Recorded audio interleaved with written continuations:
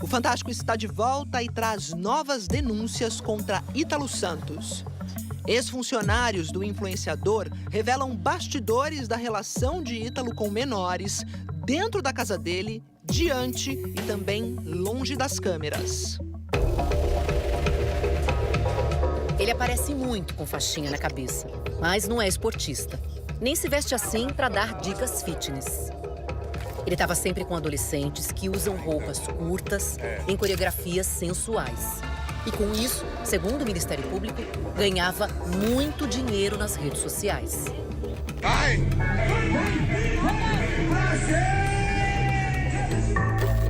Esta semana, a festa sem limites do influenciador Ítalo Santos chegou ao fim. Depois das denúncias de outro influenciador, o Felca, as redes de Ítalo foram bloqueadas. Ítalo e o marido, Israel Nata Vicente, foram presos na última sexta-feira. E pessoas próximas ao casal começaram a revelar o que se passava por trás das câmeras. Uma pessoa soberba e que tudo tem que andar conforme ele quer. Ele controlava a vida desses adolescentes? Se não fosse de acordo com o que ele queria, dispensava. Esses são ex-funcionários de Ítalo. Eles não são investigados e pediram para não serem identificados. Os ex-funcionários mostraram fotos, conversas e contaram sobre a rotina na casa do influenciador. Vocês estão sendo presos pelo DEIC, aqui de São Paulo. Mandado de prisão da Paraíba. Ítalo e Israel respondem por tráfico de pessoas e exploração sexual infantil. Mas por que só agora? Por que só depois da tremenda exposição que o influenciador Felca deu para o caso, vira um crime em algo que Ítalo faz há anos? Muita gente estava vendo o que acontecia. Os próprios funcionários do Ítalo, a escola dos adolescentes que apareciam nos vídeos do Ítalo, eles frequentemente chegavam atrasados no colégio. As plataformas têm acesso ao conteúdo postado. Só que foi uma pessoa anônima que viu as redes e não se conformou.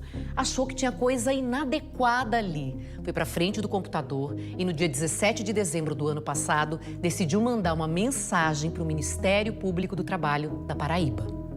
Era uma denúncia simples, uma denúncia curta, de alguém que acompanhava os conteúdos produzidos por Ítalo Santos na internet e que imaginava que isso pudesse configurar a exploração do trabalho infantil. Nós mobilizamos uma equipe internamente para fazer o acompanhamento das postagens nas principais plataformas.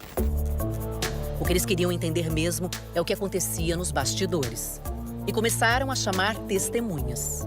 Alguns ex-funcionários, pessoas que tinham acesso à casa. A casa onde Ítalo morava com o marido e com os adolescentes.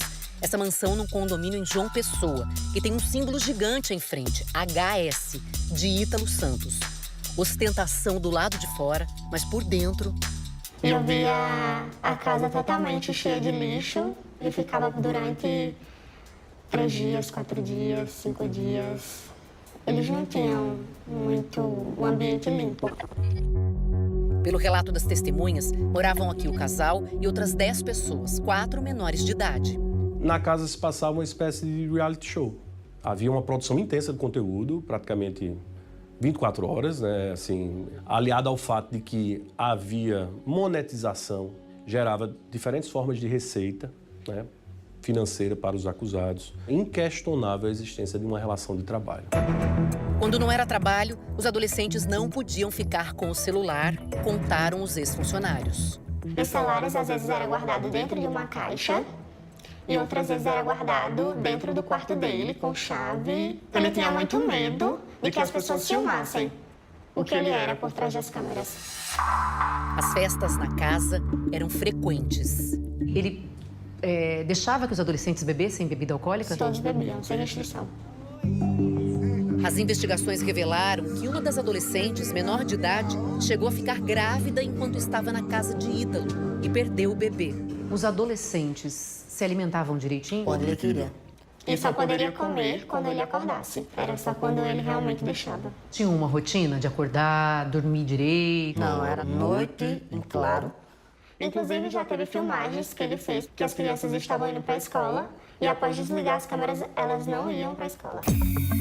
Em depoimento ao MP, uma outra ex-funcionária diz que Ítalo é negligente com a saúde dos adolescentes, que eles vivem em regime de cárcere privado, não saem de casa sozinhos, não têm vida social, vivem como propriedade dele. Estabelecemos contato com a coordenação de 2 escolas. Alguns depoimentos indicaram situações pontuais em que os adolescentes ficaram muitos dias afastados do ambiente escolar, cerca de 40 ou 50 dias fora de João Pessoa.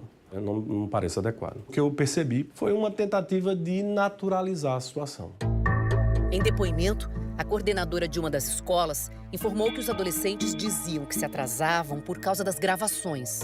Em 2020, o Ministério Público Estadual abriu uma ação civil para apurar a frequência escolar de um deles. Mas depois que Ítalo cumpriu algumas medidas de proteção ao adolescente, o caso foi arquivado. Em nota, o MP disse que, naquela época, a medida não teve caráter criminal. Agora, além do Ministério Público do Trabalho, Ítalo está sendo investigado pelo Ministério Público da Paraíba e pela Polícia Civil. Os pais dos adolescentes também foram ouvidos pelo Ministério Público. E as investigações mostram que eles recebiam uma espécie de mesada para os filhos ficarem na casa, morando com o Ítalo e também postando conteúdo. O pagamento variava entre R$2.000 e R$3.000. Em depoimento, uma das mães diz que não sabe se a filha ganhava mesada e que não considera que ela trabalha para Ítalo. Nunca chegou até a sede do conselho nenhuma denúncia dos próprios pais responsáveis dessas adolescentes. Nós não conseguimos contato com os pais desses adolescentes. A gente queria tentar ver se a família dela poderia falar com a gente. A maioria dessas famílias vive em Cajazeiras, interior da Paraíba. Ítalo nasceu na cidade de 70 mil pessoas. Ele era o cara que dava aulas de dança na pracinha da cidade. Começou a gravar vídeos aqui com os adolescentes. Foi ganhando seguidores, se mudou para João Pessoa, ficou famoso nas redes sociais com esse tipo de conteúdo e enriqueceu. Ele chegava a receber dinheiro expresso, malas mesmo de dinheiro e joias. Eu via muitas sacolas de dinheiro saindo da casa dele. Ele estava ganhando dinheiro com esses adolescentes? Os órgãos de controle entendem que sim. E de várias formas, né? Esse projeto de produção de conteúdo, ele gerava várias formas de receita financeira. Uma delas justamente envolvia uma empresa responsável pela promoção de rifas e sorteios na internet. Ele tem relação com empresas de jogos de azar? Não que eu conheça. Não dá pra gente saber, então, de onde vem a renda dele. Eu sou advogado criminalista dele, eu não trabalho na parte de conhecer a origem do faturamento dele. Fato é que Ítalo construiu uma mansão em Cajazeiras, que vivia com carros de luxo na garagem. Morou nesse prédio em João Pessoa, também nesse condomínio de casas em Bahia, região metropolitana de João Pessoa. Aqui ele chegou a pilotar moto sem capacete na contramão. Já tinha sido advertido sobre isso numa outra ocasião. Outra reclamação do condomínio. De novo, estava numa moto, sem capacete, só que dessa vez com uma mulher na garupa, fazendo topless. Nesse último condomínio, segundo a polícia, tem o registro de uma das vans de Ítalo saindo pela última vez no dia 13, com objetos de valor, documentos e equipamentos eletrônicos. Pouco antes da polícia chegar para cumprir o mandado de busca e apreensão. Saíram às pressas. Ficou identificada, durante essa busca, a possível eliminação de provas e também informações, indícios já de possíveis ameaças às testemunhas. Para evitar prejuízos para a instrução, foi solicitada essa prisão. Ítalo e o marido estavam nessa casa alugada em Carapicuíba, Grande São Paulo, quando a polícia foi atrás deles na última sexta-feira. Eles estavam, sim, tentando se evadir e sabiam já que seria expedido um mandado de prisão. A defesa de Ítalo Silva e do marido dele, Israel Vicente, nega as acusações. Ele estava lá porque ele estava fugindo? Não, de forma alguma. O Ítalo estava de férias em São Paulo. Se os fatos causam indignação, é uma outra abordagem para a situação, mas prendê-lo por conta disso me parece um exagero tremendo. A ideia de exploração sexual que foi pintada, acho que ela transborda da realidade muito. E não há como negar que há uma exploração, essa erotização. E mais, o fato de haver ali monetização, não é? Isso é suficiente para caracterizar um quadro de exploração sexual. E o tráfico humano, nesse caso? Quando você tem o aliciamento em outra cidade, o deslocamento, o alojamento, a gente pode pensar na configuração também de tráfico de pessoas, né? Se ele já faz isso há anos, por que uma punição só agora? Eu acho que isso alerta a gente para a importância do papel da sociedade com as denúncias, né? Nós entendemos que as plataformas têm falhado nesse dever de cuidado, nessa diligência. Agora, em nota, as plataformas disseram que removem conteúdos sensíveis de crianças e adolescentes logo que são identificados e que as contas de Ítalo e do marido dele foram banidas. O TikTok afirmou ainda que isso aconteceu em 2023, agora em 2025 e que o conteúdo dele não era monetizado. O YouTube disse que a monetização de Ítalo tinha sido suspensa antes por repetidas violações às diretrizes para anunciantes. O Instagram informa que não permite que contas que publiquem conteúdos com crianças sejam monetizadas. Mas as redes sociais não responderam por que as contas de Ítalo ainda funcionavam antes da denúncia de repercussão nacional.